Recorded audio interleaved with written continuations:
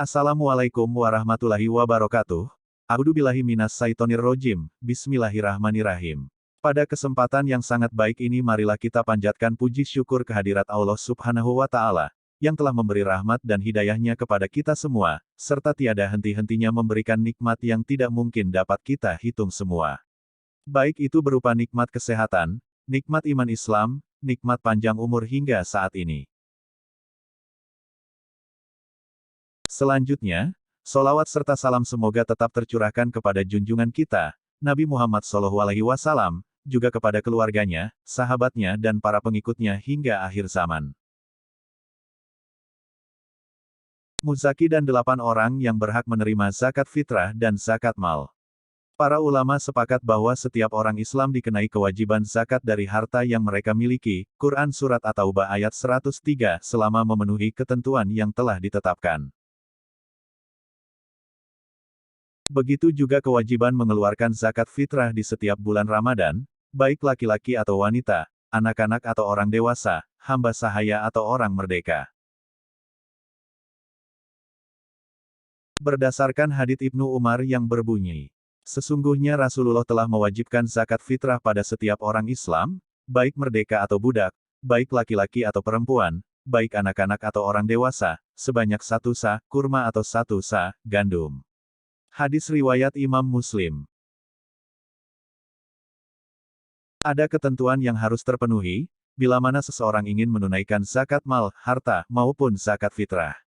Jika zakat mal, ketentuan utama yang harus terpenuhi adalah melebihi kebutuhan pokok, harta tersebut berkembang, mencapai nisab dan hail, maka zakat fitrah memiliki perbedaan.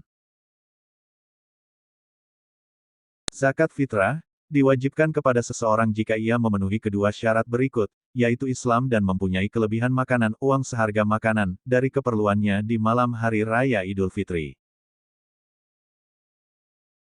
Di dalam Bidayatul Mujtahid dijelaskan ada 3 syarat wajib zakat fitrah yaitu, Islam, menemui waktu terbenamnya matahari, hari penghabisan bulan Ramadan, mempunyai kelebihan harta daripada keperluan makanan untuk dirinya sendiri dan untuk yang wajib dinafkahi pada saat kewajiban pembayaran zakat ini datang.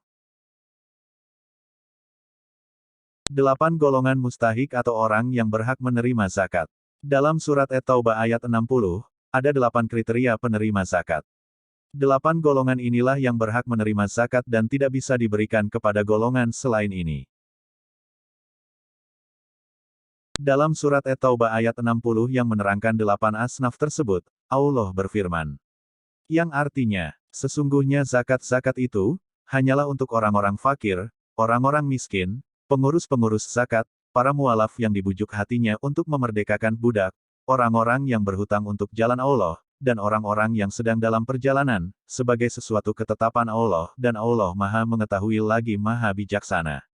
Quran Surat At-Taubah, ayat 60. Yang berhak menerima zakat dalam ayat tersebut terdapat 8 golongan, atau orang yang berhak menerima zakat di antaranya adalah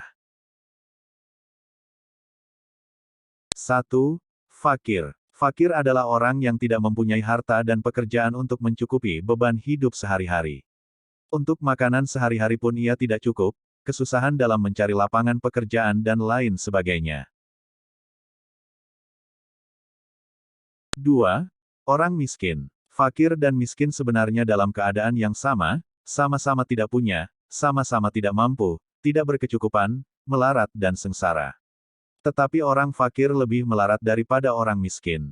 Orang miskin kadang-kadang juga masih mempunyai pekerjaan yang layak, seperti terdapat dalam kisah Nabi Musa dan Nabi Khidir. Pada saat Nabi Khidir menjawab pertanyaan Nabi Musa mengapa sebuah perahu dilubangi, dia mengatakan, bahwa perahu itu merupakan kepunyaan orang-orang miskin yang usaha di laut. Ayat ini memberi petunjuk bahwa orang yang pekerjaannya sebagai nelayan yang mempunyai perahu itu adalah orang miskin. 3. Amil pengurus zakat. Yang termasuk dalam pengurus yaitu, orang yang ditugaskan untuk memungut, mengumpulkan dan membagikan zakat. Karena tugas amil zakat ini, mereka termasuk ke dalam orang yang berhak menerima zakat. 4.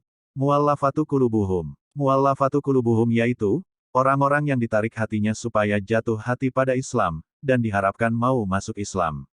Menurut Profesor Dr. Buya Hamka, orang-orang yang ditarik hatinya di sini terbagi menjadi dua jenis, yaitu kalangan orang Islam sendiri dan dari kalangan orang non-Islam. Beliau mencontohkan, dari kalangan orang Islam sendiri yang patut mendapat bantuan zakat besar ialah, Muslimin yang tinggal di tapal batas di antara negeri kuasa Islam dengan negeri kuasa musuh. Oleh karena mereka itu, bisa terombang-ambing, apakah akan masuk dalam perlindungan pemerintahan kafir ataukah akan tetap dalam perlindungan Islam. Sedangkan contoh dari kalangan non-Islam adalah, seperti yang dilakukan oleh Khalifah Abu Bakar, yang memberikan zakat dalam jumlah yang besar, kepada seorang pemuda Nasrani dan pemuda Persia yang bernama Aid bin Hakim dan Zabar bin Badar. Keduanya adalah orang yang baru masuk ke Islam. Dan dengan pemberian zakat itu untuk memperdalam pengaruh mereka dalam kalangan kaum mereka agar tertarik kepada Islam. 5. Rikob, artinya untuk melepaskan perbudakan. Di masa lalu saat masih menggunakan sistem perbudakan, agama Islam menyediakan harta zakat untuk menebus dan memerdekakan budak. Dengan adanya dana khusus, ini menunjukkan betapa besar perhatian Islam untuk membebaskan dunia dari sistem perbudakan. Dan pada saat ini kita sudah tidak menemukan lagi sistem perbudakan seperti yang terdapat pada masa-masa permulaan Islam. 6. Gorim, artinya orang yang berhutang. Orang yang berhutang dan sudah terdesak, sedang dia tidak sanggup membayarnya, dapat melaporkan nasibnya pada panitia zakat, baik bantuan tersebut berupa pembayaran secara keseluruhan atau hanya sebagian. 7. Sabilillah, artinya orang yang berjuang di jalan Allah.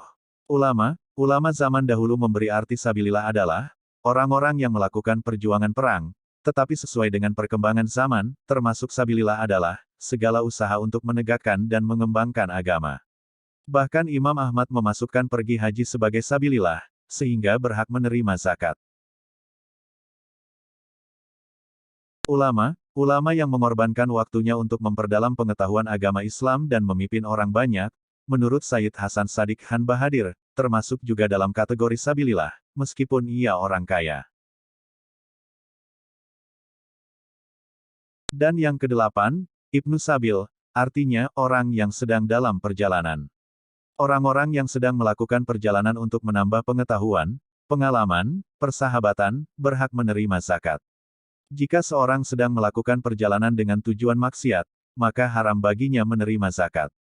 Meskipun orang itu orang yang kaya di kampungnya, ketika sedang melakukan perjalanan berhak pula menerima zakat. Sebagaimana hadits Rasulullah Shallallahu Alaihi Wasallam, yang artinya, dari Abu Said ia berkata, Rasulullah Shallallahu Alaihi Wasallam telah bersabda, zakat itu tidak halal, tidak pantas, bagi orang kaya terkecuali untuk jalan Allah atau orang yang sedang dalam perjalanan, atau untuk tetangga fakir yang disedekahkan kepadanya, kemudian memberikan lagi kepadamu atau ia mengundangmu. Perbedaan pendapat ulama terhadap penerima zakat mal dan zakat fitar. Para ulama telah bersepakat dalam pembagian zakat fitrah yang dibagikan kepada 8 asnaf. Berbeda dalam pembagian zakat mal, baca ketentuan zakat mal yang tidak ada perselisihan di antara ulama. Dalam pembagian zakat fitrah, terdapat perbedaan di kalangan ulama tentang siapa saja yang berhak menerima zakat fitrah, baca ketentuan zakat fitrah. Ada 3 pendapat yang berbeda mengenai persoalan ini yaitu: pertama, pendapat yang mewajibkan zakat fitrah dibagikan kepada asnaf 8 secara merata. Pendapat ini merupakan pendapat golongan Syafi'i.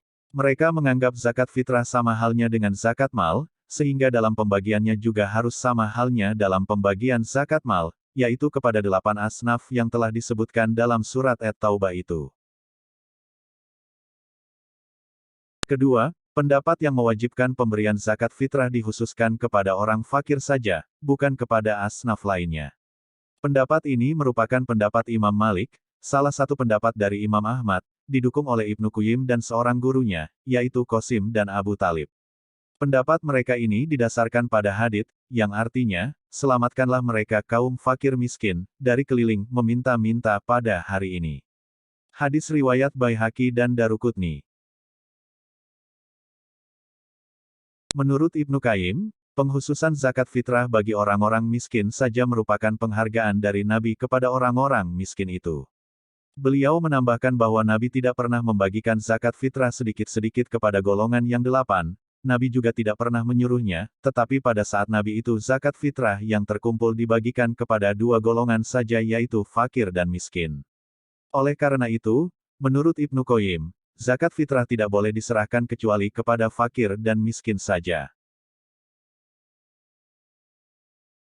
Ulama ini juga menjelaskan pendapatnya, dengan sebuah hadits riwayat Ibnu Abbas yang berbunyi, yang artinya, Rasulullah Shallallahu Alaihi Wasallam telah mewajibkan zakat fitrah, untuk membersihkan orang yang berpuasa dari omongan yang tidak ada manfaatnya dan omong kotor, serta memberi makanan pada orang-orang miskin, dan barang siapa membayarnya sebelum salat, maka itu adalah zakat yang diterima, dan barang siapa yang membayar sesudahnya, maka itu adalah sodakoh dari sodakoh, hadis riwayat Abu Daud dan Ibnu Majah. Dalam hadits tersebut, fungsi pengeluaran zakat fitrah bandingkan dengan fungsi zakat Al-Quran, salah satunya adalah untuk memberi makanan kepada orang-orang miskin, yang dalam kesehariannya mengalami kesulitan untuk makan, bukan kepada asnaf lain. Ketiga, pendapat yang memperkenankan pembagian zakat fitrah kepada asnaf yang 8, tetapi lebih menghususkan pada golongan fakir miskin. Pendapat ini merupakan pendapat dari jumhur ulama. Menurut mereka zakat fitrah dibagikan kepada 8 asnaf karena zakat fitrah termasuk zakat, jadi dapat dibagikan kepada 8 asnaf yang disebutkan dalam surat At-Taubah ayat, akan tetapi akan lebih utama jika dalam pemberian itu lebih didahulukan kepada golongan orang miskin. Ibnu Amir Esh-Sanani salah satu pendukung pendapat ini, memberi tanggapan terhadap alasan yang dikemukakan para ulama yang berpendapat zakat fitrah hanya boleh dibagikan kepada fakir miskin saja. Dalam tanggapannya, beliau mengatakan bahwa perkataan Nabi, fitrah itu makanan untuk orang miskin. Tetapi sekedar penekanan bahwa yang lebih utama dalam pembagian zakat fitrah adalah kepada orang miskin, karena dalam hal zakat mal Nabi pun bersabda, diambillah dari orang kaya, diberikan kepada orang-orang fakir, meskipun konteks hadits tersebut memerintahkan untuk diberikan kepada golongan fakir, tetapi dalam kenyataannya, zakat mal dibagikan kepada 8 asnaf yang terdapat dalam surat At-Taubah ayat 60. Untuk itu mari kita segera tunaikan zakat fitrah. Semoga Allah senantiasa memudahkan seluruh langkah dan usaha kita dalam memenuhi kewajiban sebagai orang Islam. Wallahu a'lam bisyawab. Akhirul kalam. Assalamualaikum warahmatullahi wabarakatuh.